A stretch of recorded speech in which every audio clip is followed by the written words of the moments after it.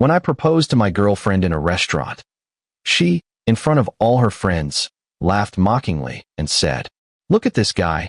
He actually thinks I'm going to marry him." My heart shattered right there. A week later, she came looking for me and showed up at my new place. When I saw the state she was in, I was completely stunned. My name is Daniel. I'm 32, and I work as a structural engineer for a mid-sized firm in Charlotte.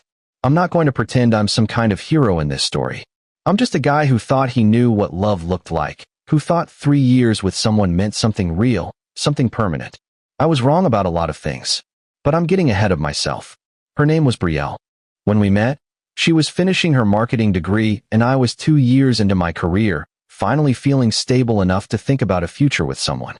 She was magnetic, not just beautiful, but sharp, funny, the kind of person who could work a room without even trying.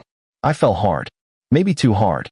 Looking back now, I can see the signs I missed, the little cracks I plastered over because I wanted so badly to believe in what we had. We moved in together after a year. She wanted a place downtown, something modern with floor-to-ceiling windows and a view of the skyline. I wanted something I could actually afford on my salary, but I compromised. I always compromised. The rent was steep, but I told myself it was an investment in our future. She contributed too, though her freelance marketing gigs were inconsistent.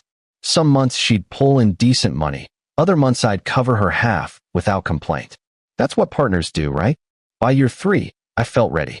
I'd saved up for a ring, nothing ostentatious, but a princess-cut diamond on a platinum band that cost me 3 months' salary. I planned the proposal for her birthday, February 14th, Valentine's Day. I know, cliché as hell. But she always made a big deal about that day, and I wanted it to be perfect for her. I booked a table at Meridian, this upscale place she'd been wanting to try for months. She'd invited 6 of her friends to join us for dinner: Kelsey, Amber, Tiffany, Jocelyn, Sabrina, and Lindsay. They were all there when I got down on one knee, right after dessert arrived. I'd rehearsed what I wanted to say. I told her she was my best friend, my partner, my everything. I told her I couldn't imagine a future without her in it. The box was open in my hand. The ring caught the candlelight just right. And she laughed. Not a nervous giggle or a happy gasp. A full, mocking laugh that cut through the ambient music and the murmur of other diners' conversations. Her friends joined in. Kelsey actually snorted. Brielle looked around the table, then back at me, and said loud enough for nearby tables to hear, "Look at this guy. He actually thinks I'm going to marry him." The restaurant went silent. I could feel every eye on us. My knees were still on the floor. My hand was still holding that ring. "Brielle," I managed to say. My voice sounded small. "Daniel, come on. Did you really think this was going somewhere?" She was still smiling, but there was something cruel in it now, something I'd never seen before. "We've had fun, but marriage? You can barely afford this place without stressing about it for weeks. You think I want to be stuck with that forever?" Amber leaned over and whispered something to Tiffany. They both laughed. I closed the box, stood up. My legs felt like water. "I'm sorry you feel that way," I said. My voice was steady somehow, even though everything inside me was collapsing. "I hope you all enjoy the rest of your evening." I walked to the server station, pulled out my wallet, and paid for my own meal and my own drinks. Just mine. Then I walked out into the February cold without looking back. Update 1: I drove home in a daze. The apartment was dark when I got there. Brielle was still at the restaurant, presumably celebrating her successful humiliation of me with her friends. I didn't waste time. I pulled out my 2 large duffel bags and started packing. Clothes, laptop, work documents, toiletries, the framed photo of my parents from my nightstand. I took only what was mine. I left the furniture we'd bought together, left the dishes, left the stupid expensive coffee maker she'd insisted we needed. I crashed at my buddy Aaron's place that night. He lived in a 1-bedroom in a quieter part of town and offered me his couch without asking questions. Around 2 a.m., my phone started blowing up. Text from Brielle. "Where are you? Daniel, stop being dramatic. You can't just leave like this. We need to talk." I turned my phone off. The next morning, I called my landlord. Our lease was in both our names, but I explained the situation.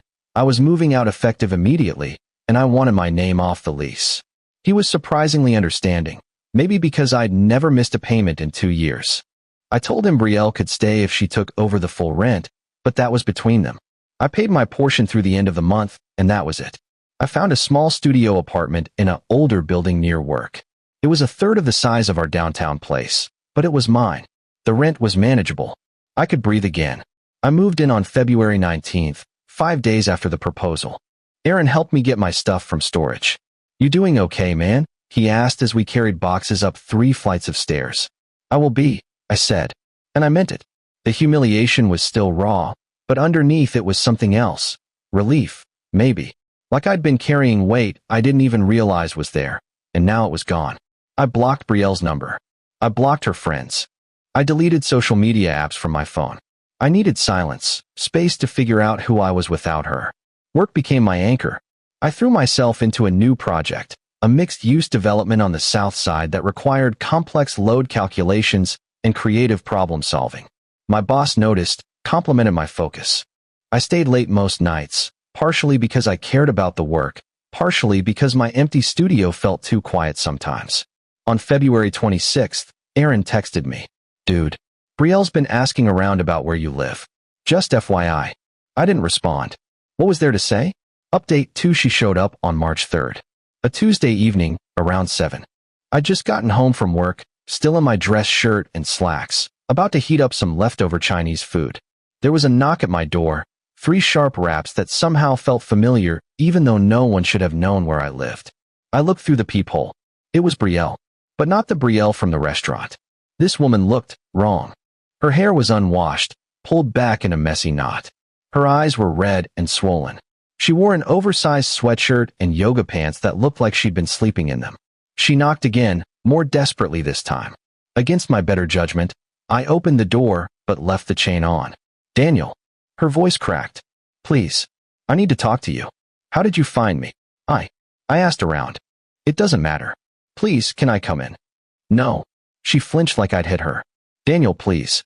Everything's falling apart. I lost the apartment. I lost my clients. I don't know what to do. That's not my problem anymore, Brielle." "But it is."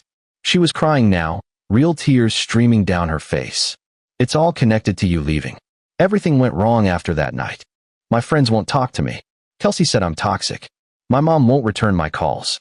The landlord evicted me because I couldn't make the full rent. I've been staying with Tiffany, but she just told me I have to leave by Friday. Daniel, I have nowhere to go." I should have felt satisfaction. I should have felt vindicated. Instead, I just felt tired. "You humiliated me in front of a restaurant full of people," I said quietly. "You laughed at me. You told me I wasn't good enough. What exactly do you want from me now?" I was scared. The words burst out of her. I was scared of committing, scared of being tied down, scared that if I said yes I'd lose myself completely.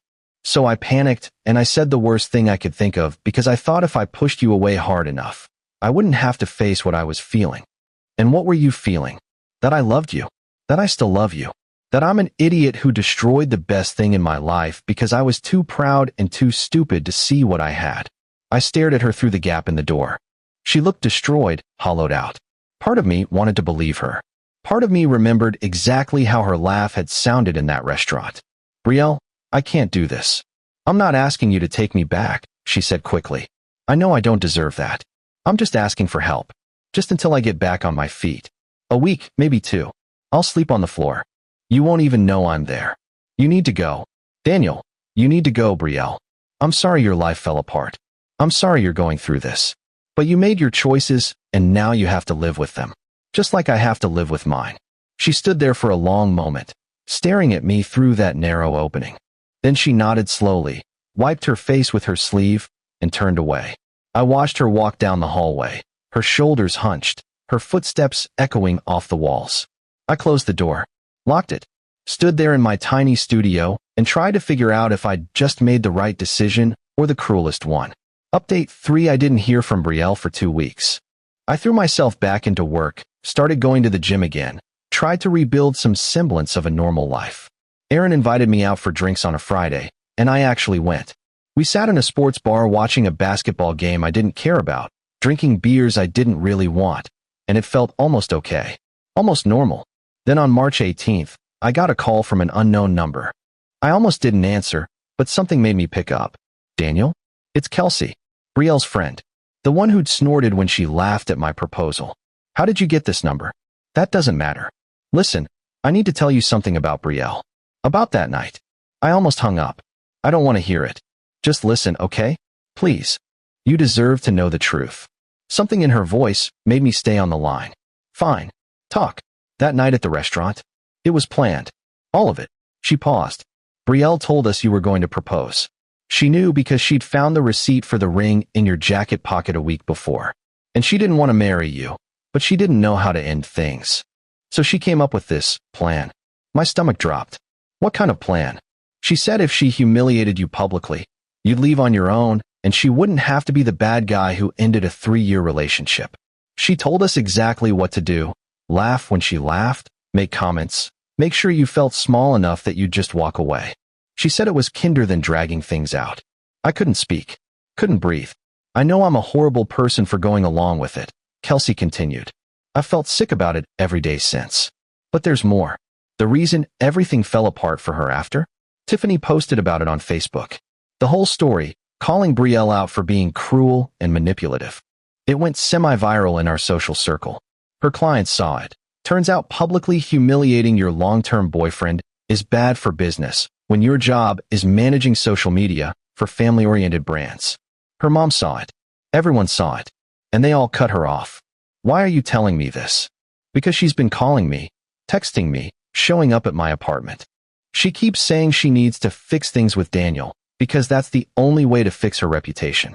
She thinks if she can get you back, she can spin some story about it being a misunderstanding, show everyone she's not the villain. She doesn't actually love you, Daniel. She's just desperate. The line went quiet except for the sound of my own breathing. I'm sorry, Kelsey said softly. I'm sorry for my part in it. I'm sorry it took me this long to tell you. But you needed to know before she tries something else. She hung up before I could respond. I sat there on my couch, phone still pressed to my ear, processing what I'd just heard. The proposal wasn't just a moment of panic or fear. It was calculated, premeditated. She'd gathered her friends like an audience for a performance, and I'd been the punchline. My phone buzzed. A text from another unknown number. It's Betrayal. I'm using Tiffany's phone because you blocked me. Please, I'm begging you. Can we meet? I need to explain everything. I need you to understand. I'm staying at a motel on Wilkinson Boulevard, room 237. Please, Daniel. Please. I stared at that message for a long time. Then I did something I should have done weeks ago. I took a screenshot and saved it. Not because I planned to respond, but because I needed proof. Proof that this was real, that I wasn't crazy, that I hadn't imagined how bad it had gotten. Then I deleted the message and blocked that number too. Final update, 3 months have passed since that night at Meridian. It's now early June, and my life looks nothing like it did in February. I got a promotion at work, senior project engineer, with a significant raise and my own team.